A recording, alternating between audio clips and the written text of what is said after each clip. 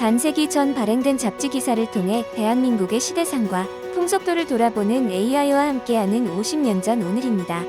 이번 영상에서 전해드릴 내용은 1973년 3월 첫째 주 소식인데요. 어떤 소식들이 있었는지 지금 시작합니다. 먼저 첫 번째 소식입니다.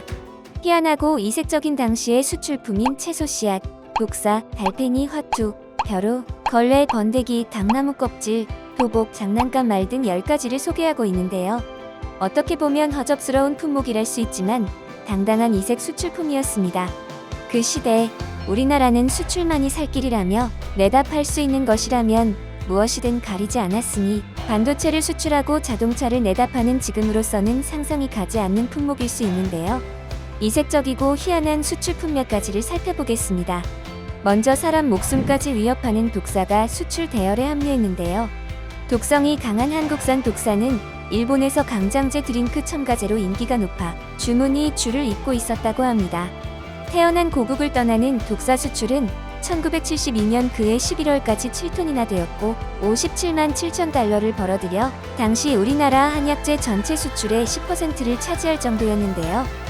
남자들 정력에 좋다는 속설로 독사는 예나 지금이나 순환을 당하고 있지만 수출 품목에까지 당당히 이름을 올리리라고는 그 당시 누구도 생각하지 못했을 겁니다. 독사는 일본으로 팔려가고 달팽이는 프랑스로 시집을 갔는데요. 달팽이가 1973년 처음 프랑스 국민 식탁에 오르게 되어 외화를 벌어들이게 되었다고 잠옷 희망에 부푼 기사를 싣고 있었습니다. 독사든 달팽이든 모두 목숨을 가진 미물이지만 그들도 나름 한국 경제 부흥에 기여한 희생양이라 생각하면 가볍게 볼 일이 아니겠죠. 고맙기까지 하네요. 또 1972년부터 번데기도 수출됐는데요. 물고기 먹이용으로 일본에 팔리기 시작했던 겁니다. 일본에서 호평을 받아 장기 계약을 하기에 이르렀다는 기사가 눈길을 끄는데요. 이 정도면 번데기가 나도 수출품이라고 우리 앞에 주름을 잡을 수도 있겠네요. 그리고 걸레도 수출 대열에 동참을 했는데요. 1969년부터 낡은 옷이나 천으로 만든 걸레를 수출하기 시작해 1972년까지 3만 달러어치가 일본으로 수출되었다고 합니다. 주로 선박이나 공장 청소용 등으로 팔려나간 걸레는 수출 확대가 기대됐었다고 하네요. 부산에 있는 한 종류 연구 농장에서 만든 개량 배추 씨앗을 재래종보다 훨씬 높은 가격인 킬로그램당 10달러를 받고 베트남으로 수출하게 되었다는 낭보를 전하고 있었는데요. 더욱 자랑스럽게 생각했던 것은 당시 수출 경쟁에서 일본을 물리치고 수출권을 따냈다는 겁니다. 이 밖에도 당나무 껍질을 일본으로 수출해 1972년 한 해 44만 달러를 벌어들였다고 하는데요. 우리나라 당나무는 품질도 좋아 생산이 주문을 따르지 못할 지경이었다고 합니다. 1973년 번데기, 독사, 화투까지 수출해 32억 달러를 벌어들였는데 50년이 지난 2023년 올해의 수출 목표는 반도체, 자동차, 조선, 최신형 무기 등 6,850억 달러로 무려 2만 1,400%나 커졌습니다. 정말 대단한 대한민국입니다. 다음에 전해드릴 소식은 연예인의 마이카 자랑이란 기사입니다.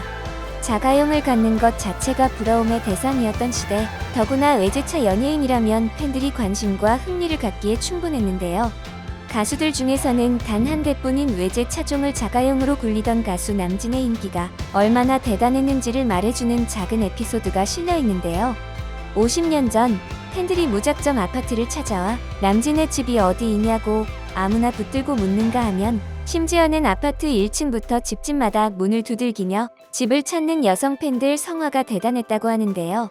덮어놓고 찾아온 팬들 극성의 아파트 관리실은 물론 이웃이나 주변에서 일을 하지 못할 정도라고 푸념했다는 기사를 싣고 있었습니다. 그때의 높은 인기도 인기지만 칠순을 넘긴 지금도 여전한 인기 비결이 궁금하네요. 다음 소식입니다.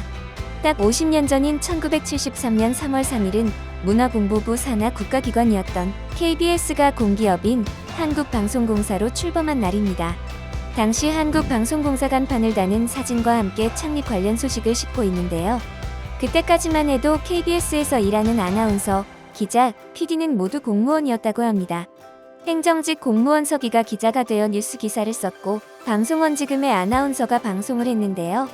또 지금의 프로듀서나 PD는 연예원이라는 직명으로 불렸다고 합니다. 모두 공무원 신분으로 언론인 활동을 했던 셈이니 요즘 상식으로는 이해가 어려운 일이죠. 같은 날 구석자리에 실린 토막 소식은 그 시대한 모습을 엿보게 하는데요. 김포공항 청사에 자동 구두 닫기 장치가 설치되어 많은 출입국자들로부터 호평을 받고 있다는 기사입니다. 우리나라 대표 국제공항에 자동 구두 닫기 장치 설치도 화제가 되던 시대였는데요. 하긴 구두 닫기 소년들이 길거리를 다니면서 구두 닦으라고 외치던 시절에 새로운 문물이 도입된 것이니 그만한 가치는 있었겠네요. AI와 함께하는 50년 전 오늘은 여기서 마칩니다. 다음 편도 기대해주세요.